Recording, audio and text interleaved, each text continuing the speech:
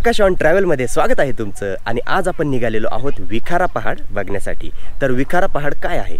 विखारा पहाड म्हणजेच गोरक्षनाथांची तपोभूमी, जे नाथपंथीयांचे एक महत्त्वाचे आणि सगळ्यात मोठे गुरु आहे गोरक्षनाथ, त्यांची ती तपोभूमी आहे। तर नाथपंथीयांसाठी तर जणू हा एक स्वर्गच आहे, कारण की खूप महत्त्वाचे गुरु होते नाथपंथीयांचे। आणि जे ठिकाण आज आपण ज्या ठिकाणी चाललेलो आहे ते सुद्धा खूप निसर्गरम्य आणि खूप जबरदस्त आहे। थोडीशी ट्रेकिंग सुद्धा असणार आहे आणि सोबत आहे आपल्या गणेश, नाथभक्त गणेश। तर आज या व्हिडिओमध्ये आपण विखारा पहाडबद्दल पूर्ण माहिती जाणून घेण्याचा प्रयत्न करणार आहोत। त्याचबरोबर तिथपर्यंत कसं पोहोचू शकतो आपण ते सुद्धा मी तुम्हाला या व्हिडिओमार्फत सांगणार आहे।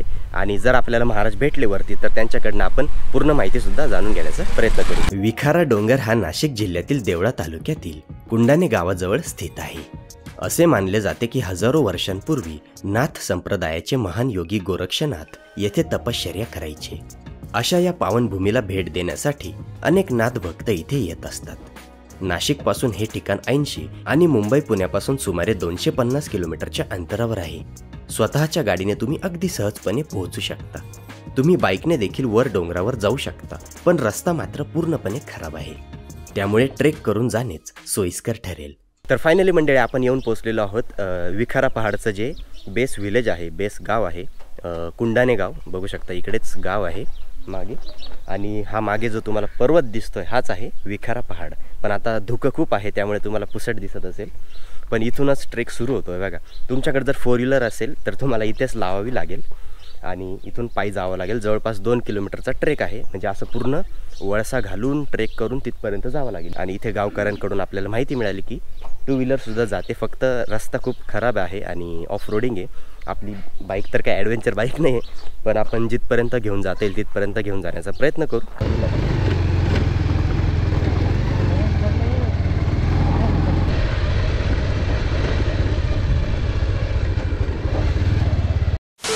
तर फायनली मंडळी अखेर आपण आपली बाईक घेऊन इथपर्यंत आलेलो आहे, अर्ध्या रस्त्यापर्यंत।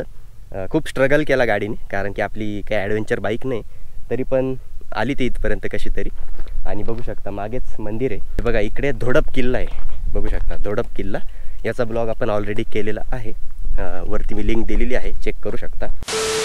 तर अखेर मंडळी आपण येऊन पोहोचलेलो आहोत विखारा पहाडावरती आणि बघू शकता आपण आपली बाईक घेऊन इथपर्यंत आलेलो आहे। थोडासा स्ट्रगल केला बाईकने, पण इथपर्यंत आलो आपण। आणि बघू शकता वरती आल्यानंतर यकीनच नाही होते की खूप मोठा परिसर आहे। आणि बघू शकता आता इथे हा सभामंडप आहे, इथेच सगळे कार्यक्रम वगैरे पार पडतात। त्यानंतर इथे शौचालय आहेत जे खूप स्वच्छ आहे। आणि इकडे भक्तनिवास आहे, गणेशनाथजी महाराज आहे, तर त्यांचं इकडे बघू शकता निवासस्थान आहे तिथे। आणि इथेच समोर गोरक्षनाथांचं मंदिर आहे। आणि त्यानंतर आपल्याला इकडे पुढं जायचं आहे, तिकडे 1 किलोमीटर पुढे गेल्यानंतर ती गुफा आहे जिथे गोरक्षनाथ महाराज तप करायचे असं म्हणतात। आणि त्या गुफेमध्ये आजपर्यंत कोणीच जाऊ शकलं नाही, पण जिथपर्यंत जाता येईल तिथपर्यंत आपण जाऊया। आणि त्यानंतर इथे गरुड कुंड आहे, तर असं म्हणतात की त्या गरुड कुंडाचं जे पाणी आहे ते इतकं पवित्र आहे, कुठलेही प्रॉब्लेम्स असतील काही असतील म्हणजे अशी मान्यता आहे, तर त्यामध्ये स्नान केल्यानंतर ते सर्व जे काही विकार असतील सगळे दूर होतात। आणि ते म्हणजे ते जे जल आहे ते प्राशनसुद्धा करतात। तर इथे सध्या आता गणेशनाथजी जे महाराज आहे ते कुठेतरी गेलेले आहे, त्यामुळे आपल्याला त्यांची मुलाखत नाही घेता येणार, पण त्यांचे जे शिष्य आहेत तिथे ते आपल्याला थोडीशी इथली माहिती देणार आहे। काय नाव तुमचं?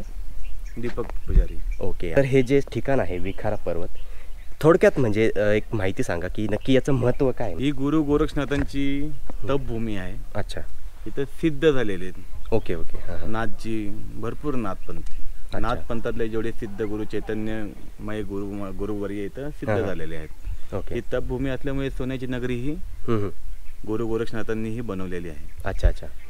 याची प्रचिती अशी, रचना अशी, पुढे गरुड टाक आहे, त्याचं काही पाणी जल जे एखाद्या बाईला गर्भात थांबत नाहीये किंवा गर्भात बाळ थांबत नाही, तर त्याच्यात पवित्र स्नान केल्याने त्याच्याने उद्धार होतो। अच्छा अच्छा। काहींना गोचड्या वगैरे होतात, तर ते जल एक घरी नेलं तर ते आपण पवित्र त्यांच्या गायींवरती आपण शिडकलं तर त्यातनं या गोचड्या निघून जातात, असे काही रोगराईंचं निवारण होतं। अच्छा अच्छा। भरपूर काय असं काय आहे त्या जलमध्ये पवित्रता, फक्त ते टिकवून ठेवणं आपल्या हातामध्ये। Okay okay. आणि जसं की मी ऐकलंय की गोरक्षनाथांनी इथं स्वतः म्हणजे तप केलेलं आहे आणि इथं गुफा पण आहे ना त्यांची गुफा पण आहे पुढे सरळ गेलं गोरव टाकायच्या थोडंसं पुढं गुफा आहे म्हणजे तिथे ते तपश्चर्या करायचे पण त्या गुफेमध्ये गुफेमध्ये स्वतः आतपर्यंत कोणीच कोणी जाऊ जाऊ शकत नाही, बरोबर कोणी जसं जाऊ आपण मार्कंडे पर्वताची जी गुफा बघितली होती जाऊ नाही शकत तशीच ती गुफा आहे त्याच्यामुळे अजूनपर्यंत कोणीच गेलेलं नाही.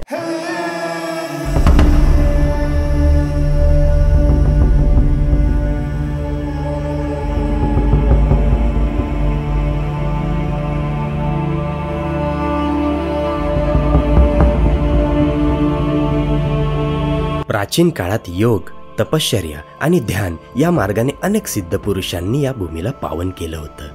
त्यांच्यातीलच एक महान योगी म्हणजेच मच्छिंद्रनाथ.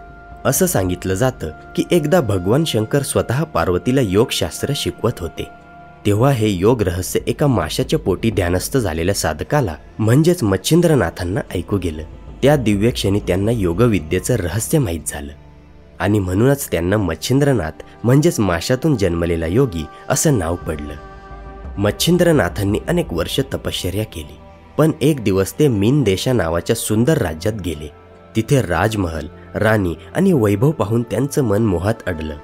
हळूहळू त्यांनी सांसारिक सुखात रस घेतला आणि योग मार्ग विसरून गेले. ही गोष्ट त्यांच्या शिष्याला म्हणजेच गोरक्षनाथांना कळाली. गुरु मोहात अडकले आहे हे त्यांना मान्यच नव्हतं. गोरक्षनाथांनी ठरवलं की माझ्या गुरूंना मी पुन्हा योग मार्गात आणणारच. गोरक्षनाथ हे बालकाच्या रूपात राजवाड्यात गेले आणि तिथे कवितांद्वारे, भजनांद्वारे, योगकथांद्वारे गुरुच्या अंतरात्म्याला साथ घातली. त्यामुळे मच्छिंद्रनाथांची योगस्मृती परत आली आणि त्यांनी गोरक्षनाथांसमोर नतमस्तक होत पुन्हा तपश्चर्या मार्ग स्वीकारला. तर मंडळी बघू शकता हे आहे गोरक्षनाथांचं मंदिर. हे मेन मंदिर आहे म्हणजे गाभारा आहे आतमध्ये आणि इथेच मच्छिंद्रनाथांचं सुद्धा मंदिर आहे आणि त्याच्या बाहेरच इथे बघू शकता ह्या प्राचीन समाध्या आहेत. आतापर्यंत इथे जितके काही तपस्वी किंवा महर्षी होऊन गेलेले आहेत प्राचीन काळात त्यांच्या इथे समाध्या आहेत. आणि इथे आल्यानंतर मला समजलं की ह्या जेव्हा हा भाग म्हणजे उत्खनन करत होते तेव्हाच सापडल्या. त्यामुळे त्याला कुठलाही धक्का न लावता त्या जसाच्या तशाच आहे. बघू शकता इथे सुद्धा एक समाधी आहे, प्राचीन समाधी. आणि इथेच एक धुनासुद्धा आहे म्हणजे त्यामध्ये सतत जो अग्नी आहे तो प्रज्वलित होत असतो. तर तो सुद्धा आपण पाहणार आहोत. तर बघू शकता हा आहे धुना. आणि पण आता सध्या तर मी तुम्हाला दाखवू नाही शकत पण याचं प्रज्वलन कधी होतं? संध्याकाळी आरतीच्या टायमाला. अच्छा, 7 वाजता. ओके. आणि सकाळी पण होतं? सकाळी 4:30ला, 4:30-5ला.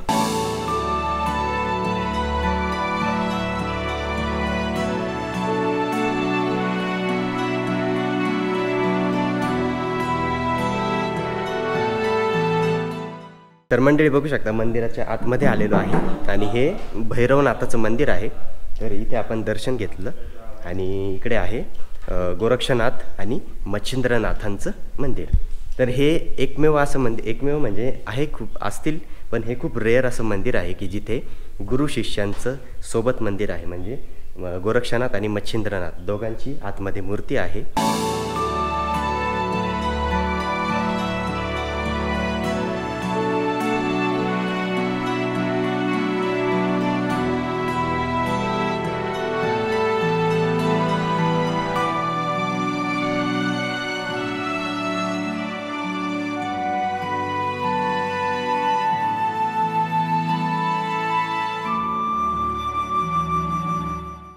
तर फायनली मंडळी मस्त जेवण वगैरे झालेलं आहे पोटभर. आणि बघू शकता आता मंदिराच्या समोरूनच इथून वाट जाते इकडे जंगलाकडे आणि आपल्याला जवळपास अर्धा ते 1 किलोमीटरचा नाही जवळपास 1 किलोमीटरचाच आहे. 1 किलोमीटरचा ट्रेक करायचा आहे. ट्रेक म्हणजे अशीच पाऊल वाट आहे. आणि पुढे गेल्यानंतर आपल्याला ते महाराज सांगत होते ते गरुडकुंड आणि जी गुफा आहे गोरक्षनाथांची जिथे ते तप करायचं असं म्हणतात तर ती बघायची आहे.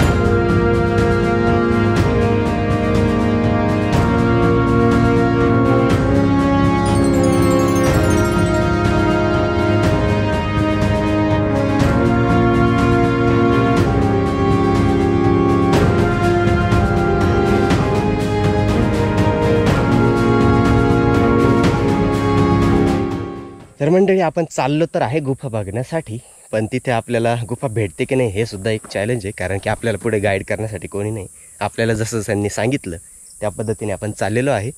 ते म्हणाले की 1 ते 1.5 किलोमीटरच्या अंतरावरच आहे ती गुफा आणि ते पाण्याचा कुंडसुद्धा तिकडेच आहे. तर आत्ताशी आपण अर्धा प्रवास केला आहे आणि चालता चालताच लक्षात नाहीत आपल्याला की आपण किती चाललो, त्यामुळे बस चालायचं काम करतो आहे. पण ज्या अर्थी इथे रस्ता आहे म्हणजे पुढे काही ना काही असेलच.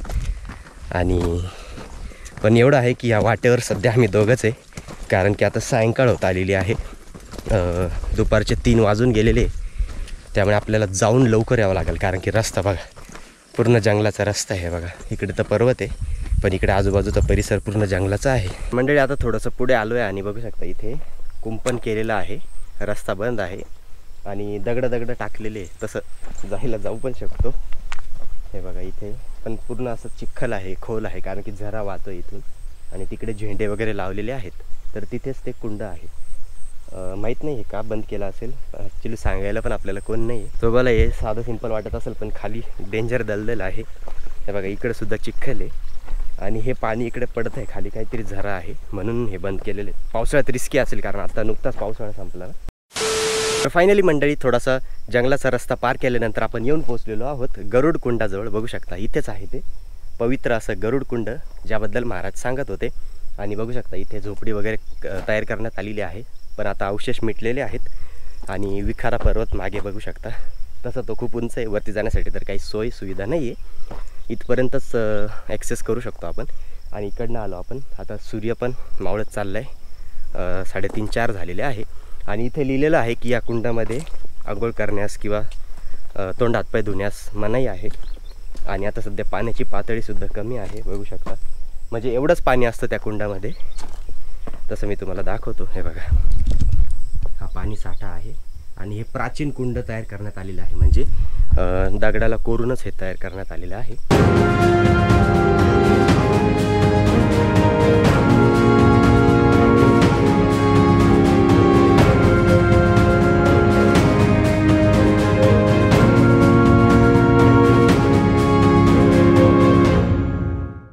मंडळी आपण इथपर्यंत आलो आहे, त्या कुंडापासून भरपूर पुढे आलो आहे. बघू शकता मागे आता पूर्ण पर्वत दिसतोय, हा सपाट भाग आहे आणि इकडे पूर्ण जंगल आहे. आणि इकडे सुद्धा एक सपाट भाग आहे आणि इकडे खाली सुद्धा एक रस्ता आहे. त्यामुळे आपल्याला समजत नाही की नक्की ती गुफा कुठे आहे. ॲक्च्युली ती गुफा शोधणं म्हणजे खूप अवघड काम आहे, कारण की आता जंगल पण खूप वाढलं आहे. तर त्यामुळे आपण काय करू, ड्रोनची एक बॅटरी आपल्याकडे उरलेली आहे, ड्रोन फ्लाय करून बघू. जर आपल्याला काही अंदाज आला रस्त्याचा तरच जाऊ. एका प्रचलित आख्यायिकानुसार त्या काळी मच्छिंद्रनाथांचं शरीर एका गुफेत समाधी स्थितीत होतं आणि त्यांचा आत्मा राजाच्या शरीरात गेला होता. ती गुफा म्हणजेच विखारा डोंगरावरची गुफा. गोरक्षनाथांनी याच गुफेत तपश्चर्या करून आपल्या योग सामर्थ्याने त्या आत्म्याला पुन्हा त्याच्या मूळ शरीरात आणलं आणि मच्छिंद्रनाथांना जीवनदान दिलं. त्या गुफेपर्यंत जाणं खूप अवघड आहे. लांबून किंवा जवळून लवकर गुफा नजरेस पडत नाही. गुफेच्या प्रवेशद्वाराजवळ काही ठराविक भक्त दर्शनासाठी जातात, पण गुफेतून आतमध्ये जाणारा भुयारी मार्ग खोलवर कुठपर्यंत जातो हे कोणालाच माहीत नाही. असं म्हणतात की आजपर्यंत त्या गुफेच्या शेवटपर्यंत कोणीच मनुष्य जाऊ शकला नाही, कारण जसं जसं आपण आतमध्ये जातो ऑक्सिजनची पातळी कमी होत जाते आणि दमछाक होऊन पुन्हा माघारी फिरावं लागतं. त्यामुळे इथल्या गणेशनाथ महाराजांच्या परवानगीशिवाय गुफेपर्यंत जाऊ नका.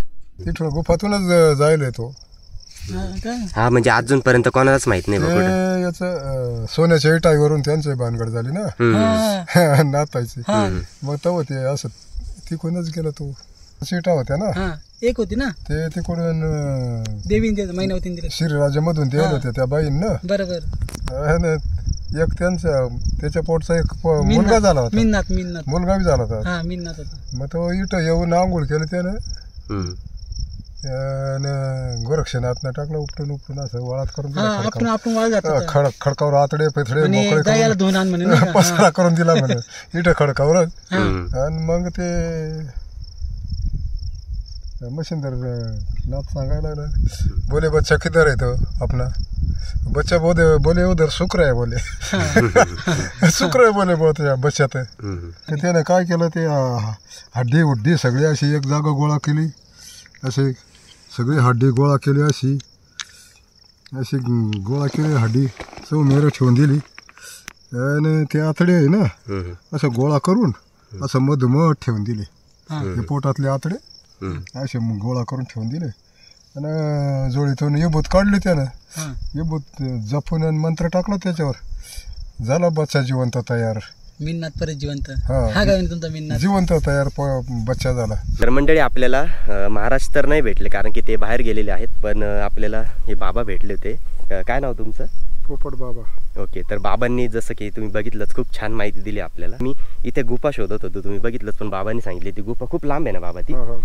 तर ती गुफा खूप लांब आहे आणि आपल्याला परतीचा प्रवास करायला अंधार होऊन जाईल आणि त्या गुफेपर्यंत कोणी लवकर जात पण नाही, त्यामुळे ती गुफा आपण बघत नाही. तर फायनली मंडळी अशा प्रकारे विखारा पहाडचा हा व्लॉग या ठिकाणी आपण समाप्त करत आहोत. आणि जसं की तुम्ही बघितलंच खूप जबरदस्त ठिकाण आहे, मस्त प्लेस आहे खूप, आणि निसर्ग तर जबरदस्त आहेच, पण इथली जी धार्मिक वाईब आहे ती सुद्धा खूप मस्त आहे. मजा येणार आहे तुम्हाला इथे जर तुम्ही टू व्हीलरवर येत असाल. जर तुम्हाला चांगला एक्सपिरियन्स असेल बाईक रायडिंगचा तर तुम्ही वरपर्यंतसुद्धा गाडी घेऊन येऊ शकता, जशी की आम्ही आणली, आणि तिथून मग गुफेपर्यंत पायी जाऊ शकता. ॲक्च्युली माफ करा मी तुम्हाला गुफा दाखवू नाही शकलो, पण त्यासाठी काय करावं लागतं आहे बघा, हा जो पहाड आहे ना याला अशी प्रदक्षिणा मारून त्या साईडने खाली उतरावं लागतं आणि मग गुफेत जावं लागतं, आणि त्यानंतर परत तेवढा प्रवास करावा लागतो. ॲक्च्युली हे माहीत नव्हतं मला, म्हणून नाही तर आपण सकाळी जर लवकर आलो असतो ना खूप, तर ते सुद्धा मी तुम्हाला दाखवलं असतं. पण जरी तुम्ही तिथे गेलं तर तुम्हाला फक्त बाहेरूनच बघता येईल, आतमध्ये तुम्ही जाऊ शकत नाही. बाबांनी पण सांगितलं मध्ये म्हणजे जाण्यासारखा मार्गच नाही राहिला आता, त्याच्यामुळे तिथे खूप रिस्क आहे. नेक्स्ट टाईम जर आपण कधी आलो तर आपण प्रयत्न करू तिथपर्यंत जाण्याचा, कारण की आता संध्याकाळचे 6 वाजलेले आहे, म्हणजे 5:30 होऊन गेलेले, तर आपल्याला परतीचा प्रवास करायचा. बघू शकता अजून पण आपण जंगलातच आहे, इकडं जायचं आपल्याला. तर चला आता भेटूया पुन्हा कुठल्या तरी नवीन ब्लॉगमध्ये. जर तुम्हाला हा व्हिडिओ आवडला असेल तर एक लाईक नक्की करा, त्यानेच आम्हाला मोटिवेशन मिळतं आणि असे नवीन व्हिडिओज बनवण्याची आमची पॉवर वाढते, ताकद वाढते. आणि कमेंटमध्ये कळवा तुम्हाला व्हिडिओ कशी वाटली, आणि अजून कुठलं तुम्हाला वाटत असेल की आपण त्याचा ब्लॉग केला पाहिजे तर ते सुद्धा ठिकाण तुम्ही कमेंटमध्ये मला सजेस्ट करू शकता. मी त्यावर व्हिडिओ बनवण्याचा नक्की प्रयत्न करेल. तर चला आता पुन्हा भेटूया नवीन ब्लॉगमध्ये.